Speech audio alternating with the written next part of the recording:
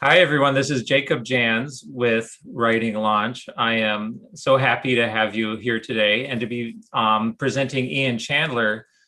He's going to be sharing how you can get started with a successful freelance writing career.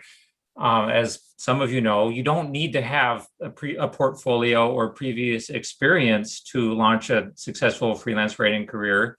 You just need to be able to approach the right publishers in the right way.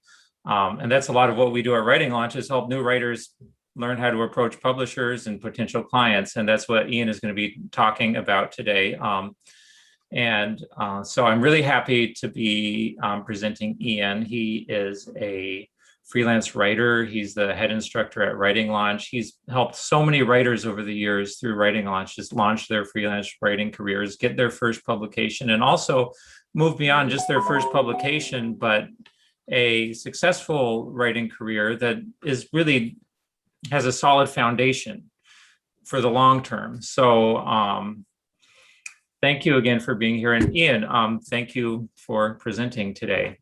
Absolutely. Yeah, happy to be here and really happy to share the presentation today. Like Jacob said, it's going to be focused on allowing you to build a freelance career however you want, which is the great thing about freelancing is that you can modify it for your needs. You can do it part-time, you can do it full-time, you can pick it up and leave it when you need to, and you can pretty much scale up or down to make as much or as little money as you need to. And obviously it's hard work, there is stuff involved, but our whole goal is to shorten that process by giving you some shortcuts and basically laying out all the information you need right in front of you so that you don't have to spend years learning it the hard way like I had to. And so what we're going to be talking about today is just simply how to launch your freelance writing career from home. And I know a lot of you haven't even gotten your first publication. So this webinar will also cover that. So no matter if you are new to freelancing, you've never been published, or maybe you've been around for a bit and you're just sort of struggling, treading water, not sure where to go, this is also going to help you. And of course, if you have any questions throughout the webinar, we will have a Q&A portion at the end where we'll get to as many as we can. And if your question doesn't get answered, if there's not time, you can always email us at support@writinglaunch.com, and we'll talk about that at the end of the webinar again. So let me go ahead and kick things off by starting with talking about really what freelancing is. Because I think it's important to start with a clear focus on the sort of the definitions or the basic concepts. Simply put, freelance writing is a business. And so you're going to have to think about freelancing in those terms. That doesn't mean that you need to just drop everything and learn a ton of marketing or anything like that, but you do need to think of it in a specific way. And you need to kind of hold yourself accountable and really be on the ball, especially in the early stages, because one of the reasons that I see so many freelancers floundering is because they're focusing on the writing aspect, but they've ignored the freelance aspect. And of course, if you need to make money with this, it is a livelihood. That will literally cost you. And of course, we don't want to see that happen. So, of course, excuse me. Of course, freelance writing is it's an excellent and a flexible way to make a living, like I alluded to earlier. I mean, the flexibility is really one of the big bonuses of being a freelancer. And like I mentioned, you can work as much or as little as you need to, and you can work from anywhere in the world. This is a big one. I just got 2 questions earlier today from people, writers in Nigeria and Philippines, and they were both asking, can I write from my country? And I always say yes, barring a few restrictions. Maybe if you live in Antarctica or something like that, barring some restrictions, you can generally really work from anywhere in the world. And in fact, there are people who are digital nomads who move around and write all over the world. That's how flexible the career is. And I want to briefly cover the types of freelance writing, which include but are not limited to article writing, copywriting, content writing, technical writing, and social media writing. And of course, they're mostly self-explanatory, but I'll run through them very quickly. Article writing is what it sounds like, writing articles for publications. Copywriting involves writing for businesses, usually writing sales pages or marketing copy, advertising copy. Content writing is sort of an umbrella term that can be used to just describe really writing any sort of content for a business. Maybe that's a white paper, maybe that's a blog post, the list goes on. Technical writing is a little bit more involved and a little bit more, well, technical. And it usually involves writing, a really kind of stuff like manuals and instructions and a lot of that sort of thing, industry specific writing. And then social media writing is, of course, writing content and copy for social media. And one quick distinction I want to make here too is that you'll notice that creative writing is not on this list. And that's because freelance writing and creative writing are two different types of writing.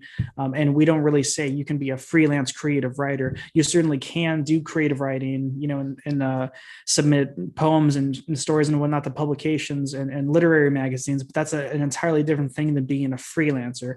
Because when we talk about freelancing, usually it means that there is some sort of business involved and it's not just sharing writing. So that's just one quick distinction I wanted to make because the advice in this webinar is not going to apply to creative writing. So I just wanted to, get that all out there. And since freelancing is a business, well, if you want to run a good business, you have to know what your clients want. And throughout this whole webinar, and if you've ever seen our content before, you'll know this is a common through line. I'll be talking about value and how to provide value, because at the end of the day, freelancing is about helping others, and you can't do that if you don't know how to help people.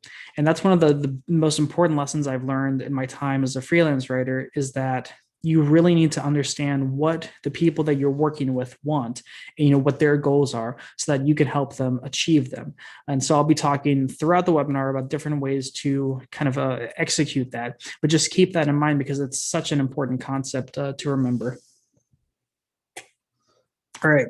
So what do you need to start a freelancing career? Because people ask this all the time and they think they need, years of experience, a big portfolio, all this stuff. But I'll break down exactly what you do need. And it's going to sound a little bit different than maybe you would think. First is ultimately a passion for helping people. And again, this sounds kind of simple and basic, but it's very important because freelancing is it's a service industry of sorts. You're providing a service to others, and in any service-based industry, you need to enjoy the act of giving service and helping others, and that's ultimately what freelance writing and business as a whole is about. And of course, there are lots of bad businesses, lots of bad freelancers, but at the core, it's about, getting other people what they need and helping them accomplish their goals. You also need the willingness to learn. Again, this sounds really simple, but in practice, it can be a lot more frustrating, especially if you need to learn some of the harder lessons in freelancing that take a while, which I definitely have gone down that road before. And again, like I said, it sounds plain as day, but it's very important to have. You also need self-motivation, another kind of obvious one, but this one is maybe a little even more important than the willingness to learn, because as a freelancer, you're going to need so much self-motivation. There will be times when you will have to kind of dig yourself up out of the mud, because that's how it goes. And it can be tough, it can be competitive, but it can also be really easy if you know the way forward, which is, of course, that's our whole goal. But even throughout the easier parts, you'll need to motivate yourself. You also need to think about both short-term and long-term plans.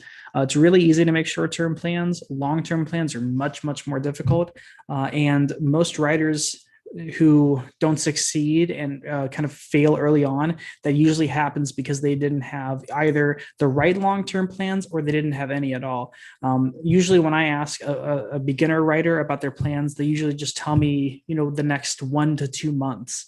And, that kind of short-sightedness can really harm a budding writing career. So it's important to have long-term plans as well. Now, this is going to apply to you whether you are completely new or you're still new-ish, but I want to just talk about the general idea of finding your first few jobs. And, this can even apply if you've maybe gotten 10 or so, it's really flexible. This advice is mainly going to be just how to build a framework for finding jobs. And again, that's really useful in freelancing because it's not so much that there's one approach that works for everybody. That's really not what we teach, but we do teach people how to find that out for themselves, how to build a framework, a system for themselves to use. And that works way better because then you can customize it for your own needs. And again, only you know what's best for you. So this is a good way to think about the things in terms of that framework. And as for the question, how do you find your first few jobs? It's basically about looking in the right places. For example, you want to avoid websites that are posting low paying jobs. And this is one of the biggest reasons that I see freelancers having a hard time finding jobs. And it can be really confusing. I recently had someone message me or email me rather, who was asking about a publication that they had found. And they said, well, it says I have to bid on this. And it turned out it was a freelancing platform, like almost like a content agency. I think it was just freelancer.com, which is, I recommend all of you stay away from that. But that's a place where you have to, bid for jobs, which I think is absolutely atrocious because it basically becomes a race to the bottom. The lowest bidder wins, whoever bids the most cheap, I guess. But they were just confused because they thought that was like a legitimate publication. So, the lines can be very blurry and very gray if you don't know what you're looking for. So that's why we try to teach people, here's what places to look for, here's the places to avoid. And I'll be talking about that a little bit later on as well. Instead, what you want to do is look for opportunities that have a low barrier to entry.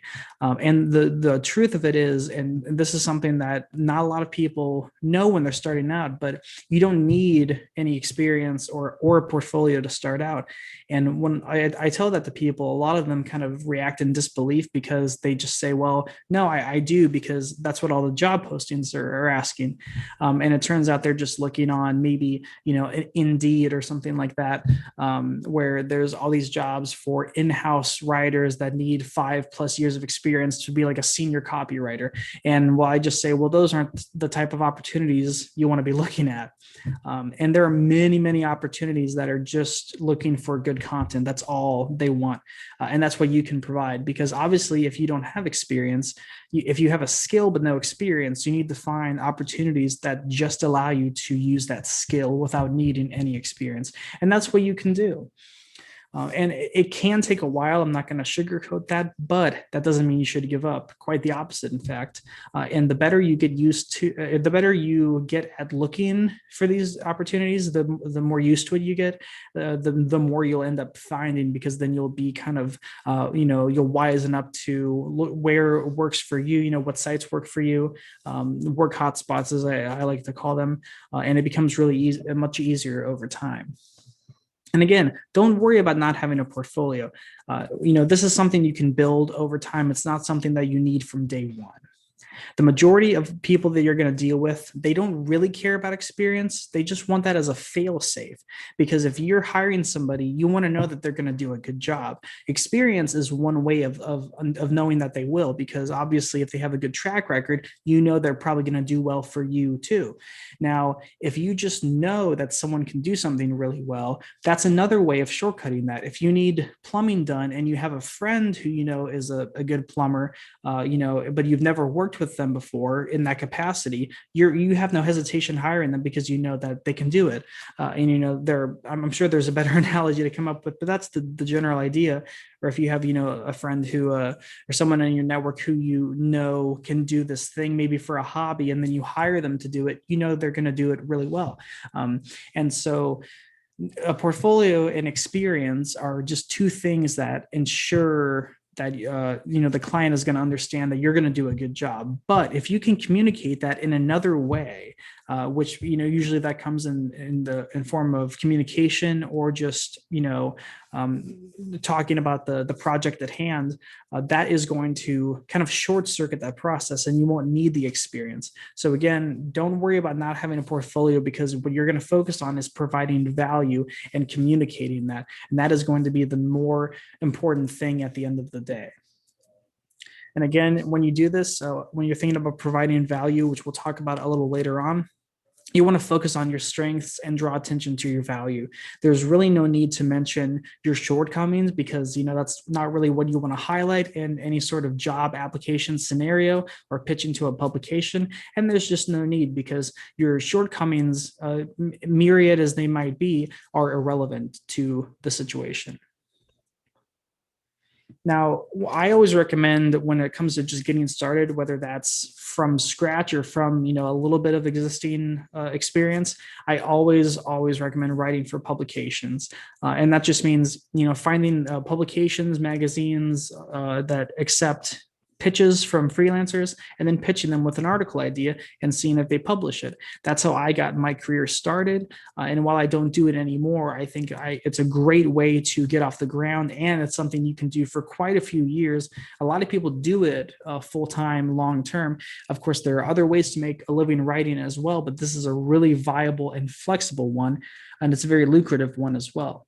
And this basically consists of looking for publications in your niche that ask for pitches and not entire articles up front. And that's an important distinction to make, because there are many publications that want you to send in an entire article at first. And we don't recommend that, because with the approach that we recommend, it doesn't make sense. Because basically, since publications are more selective than ever before, there are so many writers in the world. Publications want content that is suited for them. They want exclusive content. So if you write an article that is so general that it can be pitched to 5 different places, then you've essentially kind of shot yourself in the foot. It's sort of if you write it for everyone, you've written it for no one, which is the problem with being too general. So our approach is rather to customize pitches for each publication, and then that allows you to build a more sustainable system. Whereas if you are submitting entire articles up front, that can create problems, that can clog your pipeline. It can just cause all sorts of trouble. And pitching is also really easy to learn. And the more you pitch, the better you get. Something that Jacob and I were talking about recently is that, our combined experience talking to writers who want to pitch places, they're always scared just of the first pitch. And then after that, all that fear melts away. And it's so funny, because that's such a thin layer of fear that separates you from, getting stuff done. And succeeding. And, I think that's a nice little tidbit to know, because that's really the hardest part, is just that first pitch. If you've never done it before, it gets so much easier from there. But it's easy to learn just from the ground up. And freelancing in this way, writing for publications, is a great way to get started, whether you have no experience or a little bit. It's such a flexible way to freelance. You can get paid immediately, for your work. You don't have to wait around for a client to, you don't have to chase anybody around for a month or two. And there's none of that fuss. It's a really kind of just streamlined way to do freelancing. And along those lines, we have an exclusive database that I'm excited to talk about, because this is one of our membership perks. So if you sign up for our membership, which you can get the first month free, by the way, and be sure to stick till the end for details on that. But if you decide to join up, you will get access to this exclusive database that has nearly 2,000 publications in it. And if you're looking to pitch publications, this is just a master list. And I always say this is the resource that I wish I'd had when I was starting out, because I had to hunt for these publications just, using a search engine and manpower, and just taking hours and hours and days to find all these places. And something like this would have short circuited that. So it would have given me a shortcut in so many ways. So this is something that you will get included with your membership if you decide to join up. And I highly recommend that it's separated by category. You can save publications. We link you right to the writer's guidelines pages. There's information about what they write about, how much they pay, all of that information, and it's just really, really valuable information. And this is one of our most popular resources, and for very good reason. So again, this is yours included with the membership if you do sign up. And we also have many other pitching related resources, the biggest of which is the Bulletproof Pitching System, which is our 4-week course, comprehensive course on pitching.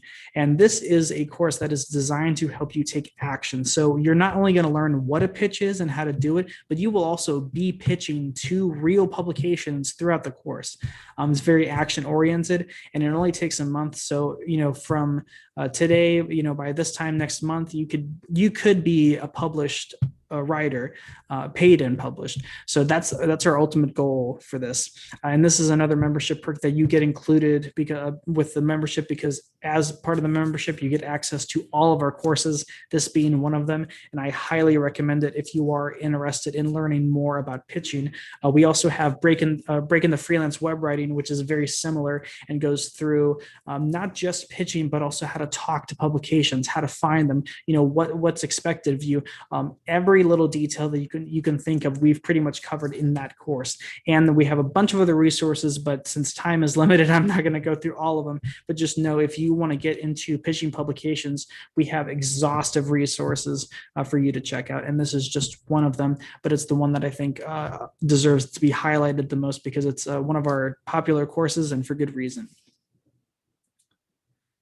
Now, the next thing I wanted to talk about, and this is something I alluded to earlier, is that you want to avoid content mills and freelancing platforms at all costs. And the reason that this has its own slide is because it's one of the most important takeaways from this entire webinar.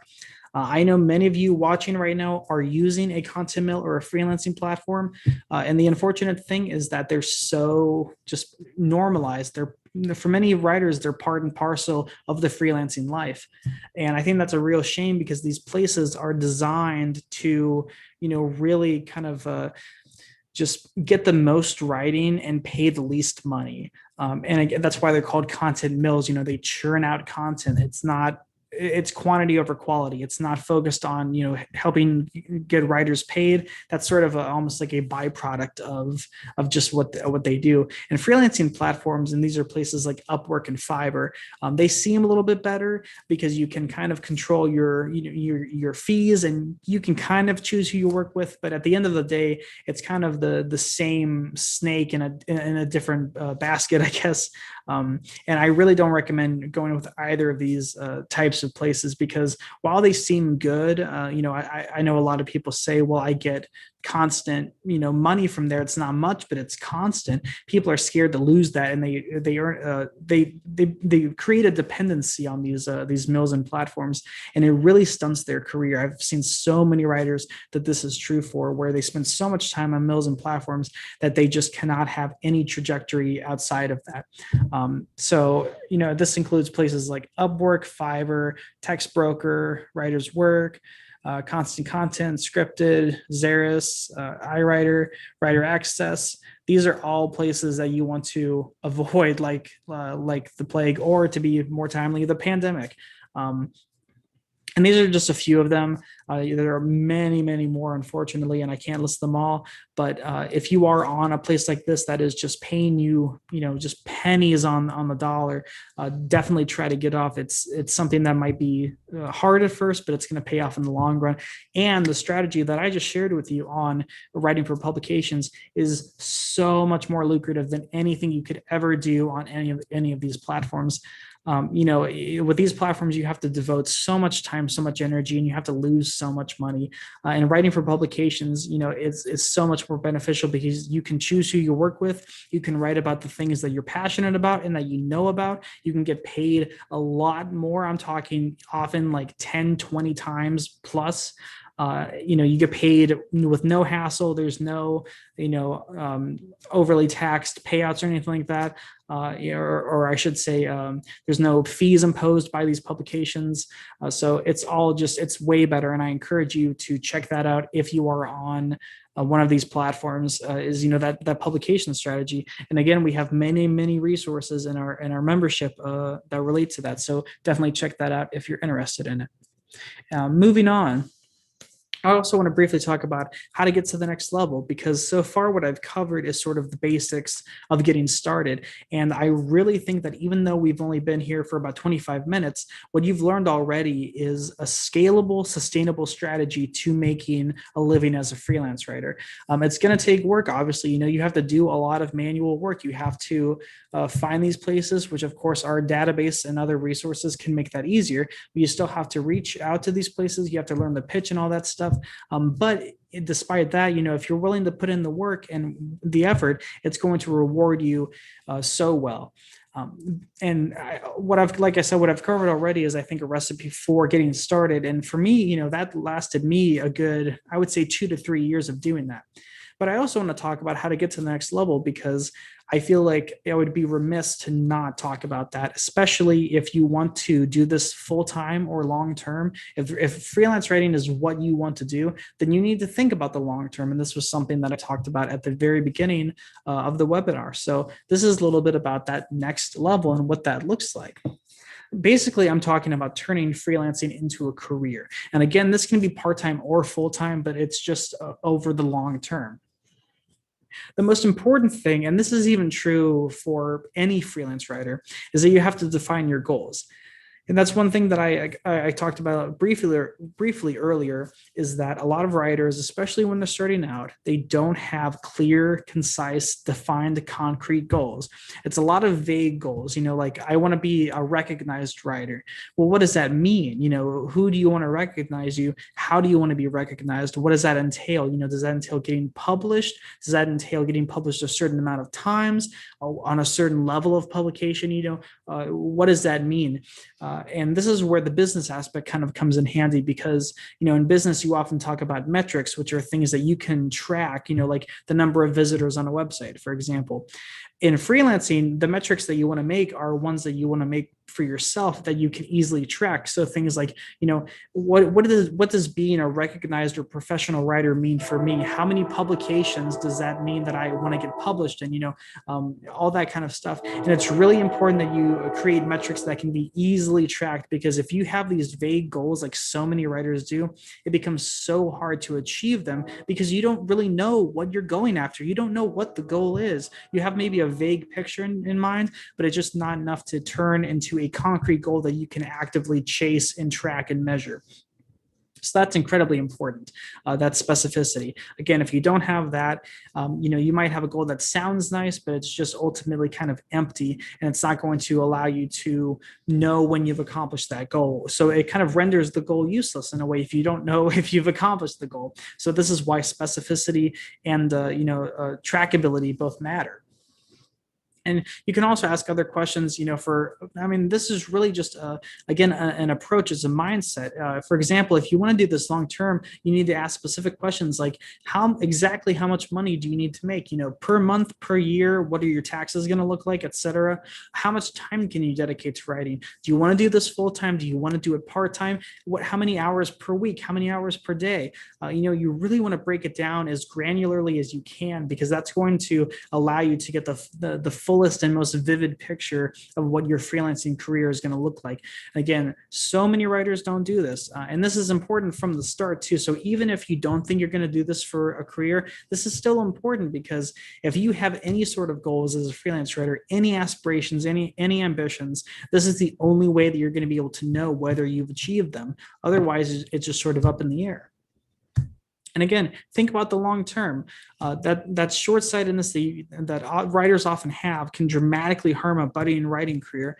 And what I found is that a lot of people who don't have those long-term goals, like I mentioned earlier, they kind of sputter out early on, and they fail, and they're not able to succeed as a freelancer, even if they had all the tools in front of them, all the abilities, the skill, they fall short, and it's such a shame to see. And that's one of the things that I'm trying to kind of preach, because I think it's important to talk about. And here are some other questions that you may want to ask yourself along those lines. So, for example, how can I consistently deliver value and results? And what does that mean for me and my clients? And this is, you can ask this no matter where you are as a freelancer, no matter what kind of work you're doing, no matter where you are in the journey, how long you've been doing it. These are questions that you want to ask, and you want to know for yourself. It doesn't matter if people ask you; it matters that you know yourself, and that way you can deliver. You can deliver value, and you can approach things from a very systematic way that allows it. It just makes it easier on you. So yeah, again, how can I consistently deliver value and results? And what does that mean for me and my clients? And this is going to look a bit differently for everybody. So it is, these are all pretty open-ended questions, but they're very important. This is a concept that we talk about in our advanced career workshop, the idea of becoming someone's number one problem solver. And how do you do that? In other words, when someone hears the words freelance writing or writing, even, they should think of you. If someone's like, "Hey, I need a writer. Do you have any recommendations?" This, whoever they're asking should think of you immediately. So to get to that place, you have to become someone's number one problem solver. You have to become the number one expert in that field for that person in their network. So again, it's how can you do that? We have strategies that we can, show you in the courses, but ultimately this is sort of an open-ended question that you have to think about. This is a bit of a long pair of questions, but two really important ones. First, how can I find sustainable long-term writing jobs that will provide a steady income? And that's so important because, a lot of people, I think, fear that freelancing is a bit of a financial roller coaster. And it certainly can be, especially if you don't know what you're doing or you don't have a strategy in place. The more strategic you plan things out, and the more strategic you are, and the more you plan things out, the more sustainable your career will be, and the less you'll have to worry about things like money. So that's really important. And again, you have to consider this for yourself. You have to think about your own budget, your own financial needs, your own network, your own freelancing capabilities. That's all important for that question. And then, once you've thought about that, there's kind of the second part, which is what types of jobs like that exist in my niche and how can I get them? So, if you're looking for a specific type of writing job, where are you going to find that? What does that look like for you, for your niche, for whatever, specialty you're doing, for whatever topic area you're in, for your network, what does that look like for you? And where do you want to be in 1 year, in 5 years? This is more long-term thinking that's really critical. And it's going to be really important, if you want to do this over the long term, full-time or part-time. It's so important. So take a minute and kind of ponder these questions, but definitely, come back to these later as well, because you'll need to spend some time thinking about these. And, again, these are going to be different for everybody, but they're all vital questions to ask. And you want to ask these repeatedly too. If you're not asking these questions to yourself once a year or so, and just sort of, building up that process that you have, that approach, if you're not doing that, then you might kind of fall behind. So these are important to ask regularly and not just at the start. This all brings me to another membership perk that I wanted to talk about, which is something we've recently implemented, and that's members only Zoom meetings. We've been having regular Zoom meetings with a bunch of our members discussing various topics. And again, this is all part of the membership, all included with the membership. So if you sign up and get your first month free, you will have access to these meetings. And I'm often, it's either Jacob or myself or both of us. And we, guide a discussion. We have usually a short Q&A segment, and it's just a great place to network, meet other writers, and talk about, your struggles and get some of your questions answered and learn new things. So these are great for all those things and more. So again, if you join up, look out for that. And we have them pretty regularly. So that's another big perk you can look forward to. Now, we've been talking a lot about the long term. So if there's any key to long-term success, and this seems really kind of clickbaity almost. There's one key to long-term success, and really it's a bunch of things working in concert. But if there's any key to long-term success, I would say it's consistency. And this is, again, something that I want to instill in as many writers as I can, because, again, whether you're doing this full-time, part-time, short-term, long-term, whatever, you need to have these principles in place. You need to have this approach, because if you don't, then you're essentially just wasting your time. And I hate to see people doing that, especially when it comes to their career. So when we talk about the long term, we have to talk about consistency. And what you'll notice as you go forward is that really the only difference between success and failure is consistency. If you look at some of the best entrepreneurs and inventors who ever lived, most of them failed so many times. And the only reason they succeeded was because they kept going. And I mean, again, that's pretty cliche, but it's so true, especially in business. And I think the reason that a lot of freelance writers don't see this is because they find that it kind of emotionally draining, because for many people, writing is a very sort of sacred thing. And what I'm sort of showing is another side of that coin, wherein whereby writing is a great way to help others. Like, providing content for people and for businesses is one of the most rewarding things you can do with writing. I firmly believe that, if not the most. And when, in order to succeed in that regard, you've got to be consistent. You've got to do it over and over again. It requires a lot of picking yourself back up, a lot of falling, picking yourself back up. But that consistency is so important. And if you can be consistent, sooner or later, you will find yourself succeeding. You may not consistently succeed, but you will succeed because you're consistent. So that's why it's so important. And again, this takes time. I'm not going to sit here and tell you that it's an overnight thing, or that it even can happen, in like a month's time necessarily. It's going to differ for everybody. But even though it takes time, it's all part of building up that process, building up who you are as a freelance writer, as a service provider. And on that note, something I've seen a lot is that people tend to pivot strategies the instant that something doesn't work. So, for example, they'll try pitching a publication, they'll get a no, and they'll say, well, that must just not be for me. And so they look to another thing entirely. And I would go, well, hang on a second, let's give that a bit more of a go, give it some more time. Don't change approaches just the instant that something doesn't work, because you really haven't given it a fair shake. Give it some time. And then if it's still not giving you any results, then you can pivot. But I always recommend troubleshooting, because, for example, if you're pitching to publications and you're just getting no's all the time, it's just no after no after no, there's a reason for that. It's not just bad karma or whatever. There's a reason for that. It usually has to do with either the pitch that you're sending, maybe you're not looking at the right publications, maybe there are some extenuating circumstances that are affecting the way that your pitches are getting sent out or received or processed or whatever.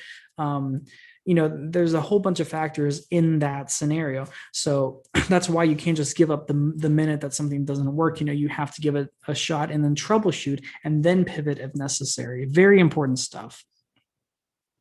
And this is the note I kind of wanted to end on, because I've kind of hinted at this throughout the webinar, but I really want you to think about your role as a freelance content writer. And I think this is going to be different for everybody, but I think for freelance writers, it's pretty uniform. We're all kind of different flavors of the same thing.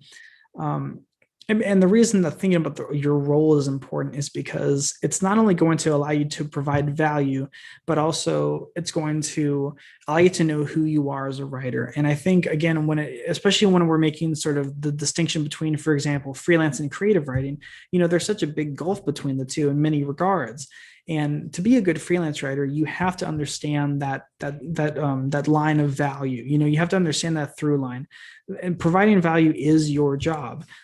It's to provide helpful, valuable content. That's how I would kind of summarize it in just a short phrase. And ultimately, when you're writing content for other people, it's not so much about sharing a personal message. It's about helping others, which I find immensely more rewarding. And I think it's also just, from a business standpoint, it makes for really good business because you are in a position where you are able to help people directly.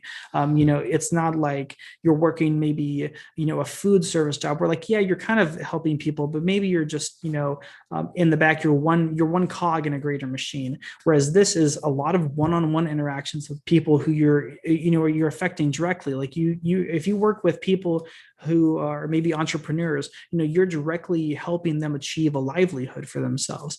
And I think that's just, such an important thing in freelance writing, because in many regards, it's kind of unique in that way. And again, that goes back to value, and again, I know that's something I've kind of hammered through the entire webinar, but that's the most important part of being a freelance writer, is knowing how to provide value and then how to follow through on that. And that, of course, begs the question, how can you provide value to the clients and editors you work with? And again, this is kind of one of those questions that is open-ended. It's going to take some time to figure out. It's going to be different for everybody, but it's really important to ask to yourself. And again, just that idea of value, that is what you want to focus on. And if I had to answer this question, I would say that, the way to provide value is to fulfill your role as a content writer and create content that is going to help them achieve their goals. Simple as that.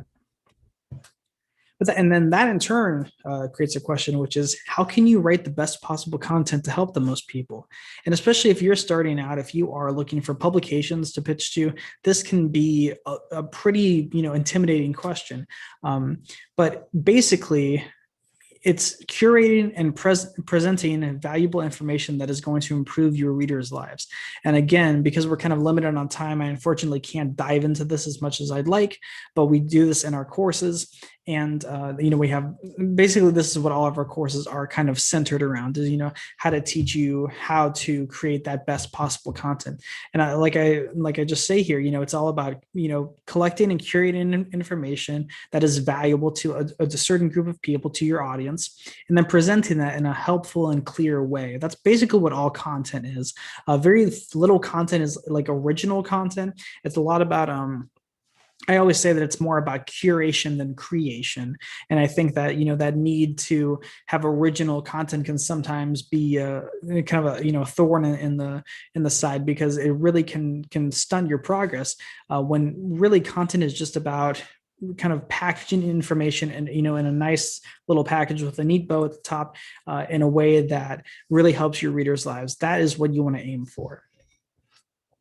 And before we move on to the Q&A, I just want to talk briefly about everything that's included in the membership, because I've hinted at it throughout, and I've given you a few peeks behind the curtain. But if you are interested in, what we have to offer, and if you've enjoyed the webinar today, then I think this is going to be something that will be relevant to your interests. So, of course, you get immediate access to all of our courses, and that includes our acclaimed flagship course, the No-BS course on freelance writing.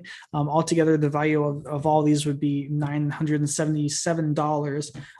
But of course, you get that included in the membership. You also get personal feedback and coaching via email. This is roughly about 100 per hour, probably a little bit more. But again, you get that included free with the membership. You also get access to that paid publishers database that I mentioned earlier, which has almost 2,000 publications. I think we're about at 1,800 right now, and it's always growing, and we're always adding to it. So no matter what niche you're in, no matter what type of writer you are, you can find something in here for you, and that's about a $50 value. You also get those live Zoom sessions that I talked about, which is about $100 each. Because essentially that's sort of a coaching session. We also have exclusive video content, a whole library of video content. That's about a $500 value. And this, runs the gamut from pitching workshops to Q&As to little tips to master classes on how to set your own rates, on how to build a portfolio, all this stuff. It's really, the whole spectrum's covered.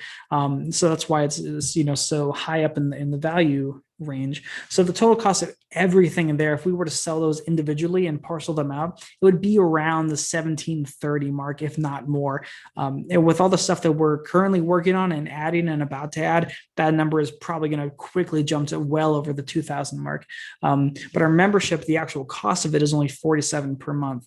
And again, you can get your first month free if you go and sign up on the website now. And then after that, it's just $47 per month for all of that, for as long as you would like. And of course, you can cancel anytime. So if you're interested in all that, you can get your first month free by signing up now on the website. There should be a link below, or you can just go to writinglaunch.com and sign up. And hopefully we'll see a lot of you there. Again, if you've enjoyed the webinar today, you're going to find so much more in the membership. Think what you saw today, but 100 times as detailed and 100 times as big. There's just so much out there. And, we're really happy to have built Writing Lunch because we wanted to build something that we were both not only proud of, but also that we know would help others. And that's hopefully where we kind of set ourselves apart, is that, it's a lot of actionable information. It's not going to be this sort of vague, here's kind of how to do things. We walk you through step by step, every step of the way. So yeah, if you're interested, we'd love to have you in the community, and you can get your first month free by signing up now. And on that note, I think let's pivot to a quick Q&A. If you have any questions about the membership or the content or the webinar today, or any additional questions, feel free to ask them. We have about 15 minutes left together, give or take. So hopefully we'll be able to get through a lot of questions. And of course, if we're not able to, you can always email us at support@writinglaunch.com, and we'll be happy to answer your questions. So let's get some questions to answer. Just 1 second. Sure. Can you here? I'll turn off your screen sharing. So, Yes. Hello everyone. Thank you, Ian, for that. A few people asked questions during your presentation. Okay. So this was a really good question from Mona Ganitraso. Sorry if I pronounced your name wrong. A lot of times clients ghost out, like when they're still prospective clients. Mm-hmm. How do you follow up with them, or how often should you follow up with a client to close the deal? I usually don't do any more than twice, and it's really dependent on how much we've talked before. It's also a situation where in many cases, if you're going after a client, it's somewhat of a numbers game, right? And same thing with pitching, actually. There's going to be so many clients that you lose, and they slip through your fingers, and that's unfortunately how it is. If you have built good rapport with somebody, if you've been talking for a little bit, and if they seemed really interested, I would follow up maybe twice, both really short follow-ups, just one sentence, because you don't want to bombard them too much. But after that, I think your time is better spent just thinking about getting new prospects in the door and pivoting that way. And again, this is going to happen a lot. It is something that you just get used to, and it never goes away. Even if after you've been doing it for 5+ years, it still happens. And that's just sort of the nature of business. And you can sort of mitigate it by dealing with the right people. And also if these are people that are sort of in your extended network, or maybe someone's referred you, that can be a much stronger relationship builder than just cold emailing somebody or responding to a job post cold. So it helps to have that foot in the door, if at all possible, and that will reduce the amount of ghostings that you get. But again, I would say no more than 2. Generally 1. I think 1's more than enough, because if people just don't respond, that's the onus is on them. They're not interested. That's fine. But if you've really been talking, if you've been connecting and you have that good rapport, I would say 2 quick follow-ups is good. Definitely. And that's such a good point about referrals. In my experience, the best clients always come from referrals. Because there is a social connection there. People are much more likely to be respectful and to treat you well. Yeah. And it doesn't even have to be like a strong referral, which I think is interesting. Yeah. It can just be a passing on of your name to somebody. That's enough for people to say, okay, I trust this person. And so even that is powerful. Even very tenuous friendships can result in great clients. Yeah. Like small networking can go a long way. Yeah. Someone asked how long the free offers available for the membership. That's just for a few days. So we don't like to spend our time promoting Writing Launch. We like to spend our time teaching our students. So we're open for enrollment for just a few days. Someone asked, by creative writing, do you mean novels and short stories? Yes, creative writing is, the type of writing that is generally in books that are written for entertainment. There's a lot of definitions of creative writing: short stories, novels, poetry, etc. Yeah. Julie asks, do you teach how to navigate different writing platforms and help deliver the work to the client and what their requirements are and how those requirements might differ? It depends on what you mean by writing platforms. Yeah. Because most writing platforms are the ones that I talked about earlier in the webinar, which are, content mills like Textbroker, and then freelancing platforms like Upwork, which we wholly encourage people to avoid. And we don't teach any of that. So if that's what you're asking about, then no, but I think writing platform can be sort of general terms. So it really depends on what you mean by that, but we do cover both how to reach out to publications, how to find them, how to talk to them, how to pitch, how to go through that process, and then also how to find clients. So, how to find clients independently, so not really on any particular platform, but just using a variety of sources, social media, job boards, things like that, to inform your search and to broaden it. And we teach the whole process of that from, the cold outreach to, closing the deal, all that stuff. And again, you can apply that to both short-term and long-term, full-time, part-time, whatever the need is there.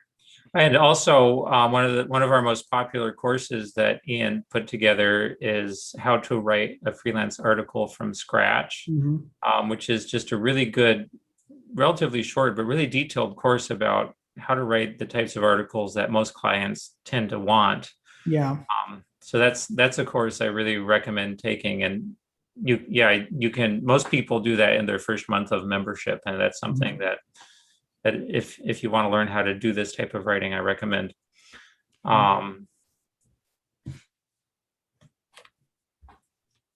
Let's see, more questions. Razan Benora asks, can you provide us a list of trusted websites to work as freelancers? I'd say that's kind of a complicated question. When we have our database of over 1,800 publishers that pay writers, and we've done some basic verification of whether or not they're legitimate. But working with a client or a freelancer, there's a lot of trust involved. That's something that sometimes it's obvious you shouldn't trust a potential client. And sometimes it's obvious that you should. So I don't, as Ian said, avoid the content platforms and the content mills.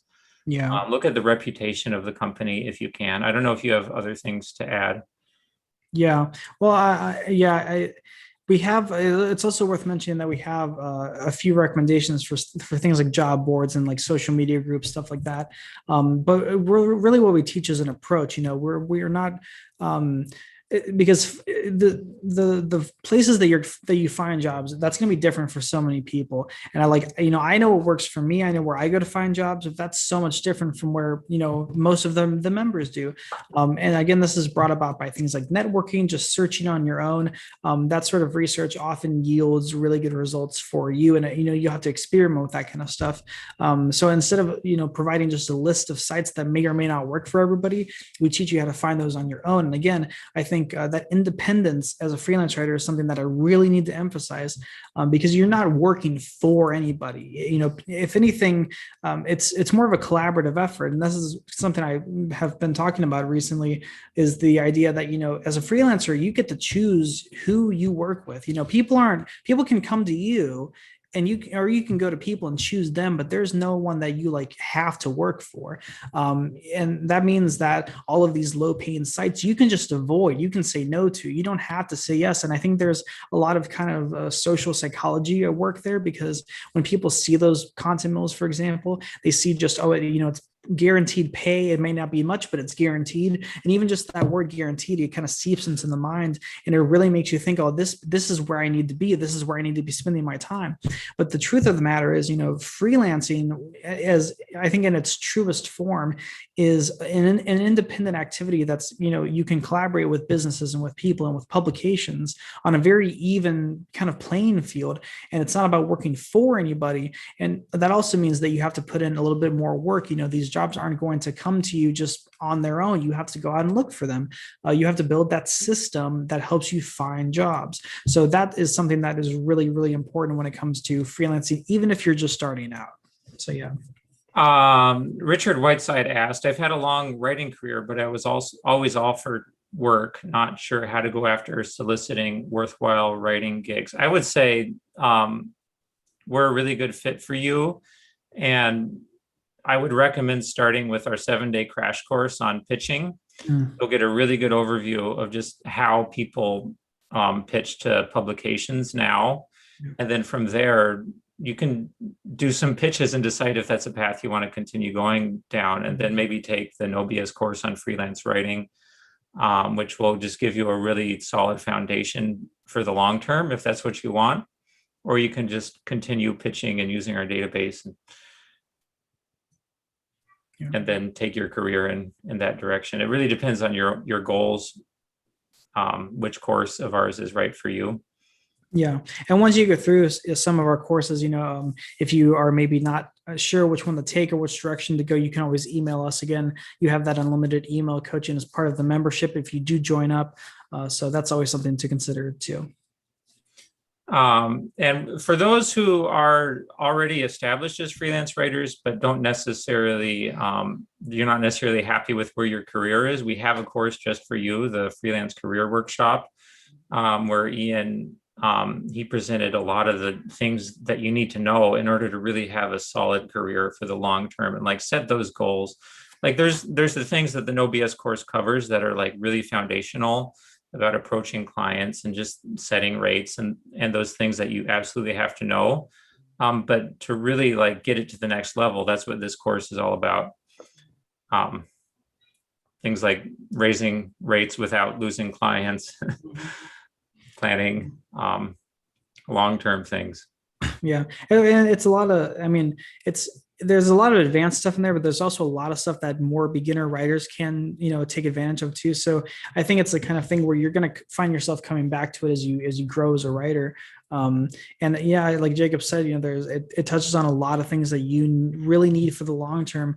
A lot of stuff that I've been putting into action, in the last 3 to 4 years as I've really, really built up my career, more so than ever before. And it's kind of broken down and demystified a lot of those aspects. So if you find yourself, you've already been published, or, you just need to kind of go for that next level, like we said, that is definitely a great option to check out. Melissa has a great question. How do you go about building that trust, especially as a new writer with no experience or referrals? Well, this is going to sound kind of like a cop out, but the whole value thing, it's true. If you focus on, if your number one goal is to say, okay, I want to help you, I want to provide value for you, that is automatically going to engender trust. Because I think in business, it can be, there's often so much back and forth, and ultimately some clients and editors are going to end up dealing with people who flake out on them, or who just aren't the right fit. And I think if you can eliminate or shorten that process for somebody, that can do you a world of good. If you can say, well, I know I'm a good fit for this job, and here's why, and here's what I can do for you, that is going to build so much trust. And I think, there is a bit of a leap of faith there when you're working with anybody new. It doesn't matter how good they are. They could be, $1 million earned expert, and you could still have some hesitations here and there. So it's never going to be 100% completely trustworthy right off the bat, but you can do those things to shorten the process that it will take to build that trust. And of course, working together over a longer term. So if you have a long-term client, or you write 5 articles for the same publication, those kinds of things can really build you up, build that rapport, and increase trust. So in my experience working as an editor, I get a lot of pitches, and from freelance writers who want to write for my publication. And the thing that really, for me, determines whether or not that I trust them to actually enough to actually accept the pitch has very little to do with what they say is their level of experience. I find that correlates very little. But really, it has to do with how well they both understand my needs as an editor and what I publish, and also how well they understand the topic that they're proposing to write about. Mm-hmm. So in your pitch, when you're approaching a publication, if you can make it clear you understand the editor's needs, as Ian says, you're providing value, and you make it clear that you are someone who really can write about the topic you're proposing to write about, then that's often all you need to do. Now, the thing on top of that, you really need to keep in mind is if it is a new relationship, don't necessarily shoot for the moon. Mm-hmm. We at Freedom with Writing, we sometimes pay writers for ebooks, but it's almost never going to be someone who's new working for us, who's new to writing for us. Start small with a publication until you have built up outside credibility, and then you're going to find yourself having a lot more success. So really understand the publication, really understand the topic, and then communicate that understanding really concisely in your pitch. Yeah. Give as much as you can and then ask as little as you need to from them, because that's another big thing that is going to potentially breach trust, is if you are asking too much. And also something that came to mind is that when you're kind of setting yourself up for success, just make sure all the bases are covered, because one thing that I know Jacob can tell you about is the amount of pitches that he gets that don't meet the guidelines that he has plainly set out on the page. And you would think that that's just the basic, level that you have to meet. So many people don't even do that. So if you see a writer's guidelines page or a job posting, just making sure you've met all the requirements, you've ticked all the boxes, you've done everything that it was asked of you, that is already going to set you on a good platform as far as trust goes. And then you can build that from there and use those more advanced strategies. Yeah. We are out of time for today. Thank you everyone for joining us. If you have any questions, you can always email support@writinglaunch.com. And right now we are open for enrollment. You can get your first month of membership free. Just use the coupon donate. Is there anything you want to add, Ian? I hope everyone enjoyed that. And again, if you are thinking about joining the community, having that first month free is a real, it kind of gives you some breathing room for that. And I really hope that a lot of you decide to join, because we have a great community going. And, if you have been waiting, to either kickstart or grow your writing career, I think, there's never been a better time than now. And again, as cliche as that sounds, so I hope we see a lot of you in the community. And yeah, if you have any questions, email us for sure.